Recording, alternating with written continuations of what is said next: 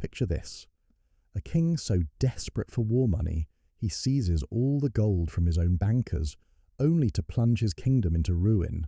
Or imagine a medieval pope ordering loans from Italian merchants to fund crusades. Medieval finance wasn't just about coins, it was about power, betrayal, and the birth of capitalism itself. After the fall of Rome, Europe entered the Dark Ages. Trade collapsed, cities shrank, and coinage almost disappeared. For centuries, wealth was measured in land, grain, and cattle, not money. But slowly, from the 10th century onward, trade revived. Markets grew, towns flourished, and coins returned. This was the rebirth of money in medieval Europe. In the 12th and 13th centuries, Italian city-states like Florence, Venice, and Genoa became Europe's financial powerhouses. Merchants turned bankers, lending money not just to traders, but to kings and popes. The Medici, the Bardi, the Peruzzi. These families created the world's first international banking networks. The Crusades created a hunger for finance. Popes needed armies, kings needed ships, and knights needed credit. Italian bankers stepped in, creating new tools, letters of credit, bills of exchange, so a crusader could pay in Paris and withdraw money in Jerusalem. This was medieval banking innovation at its finest, but lending to kings was risky. Take King Edward III of England. In the 1330s, he borrowed enormous sums from the Florentine bankers, the Bardi and Peruzzi, to fund his wars against France.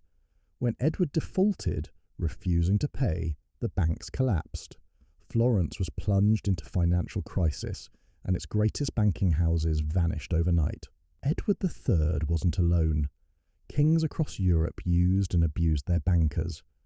France's king, Philip IV, known as Philip the Fair, destroyed the Knights Templar in 1307, seizing their vast wealth to fill his treasury.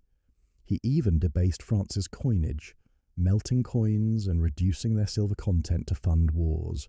The result: inflation, economic chaos, and popular anger. Yet out of this chaos came innovation. Italian bankers invented double-entry bookkeeping, the system still used today. Credit networks allowed merchants to finance trade across continents.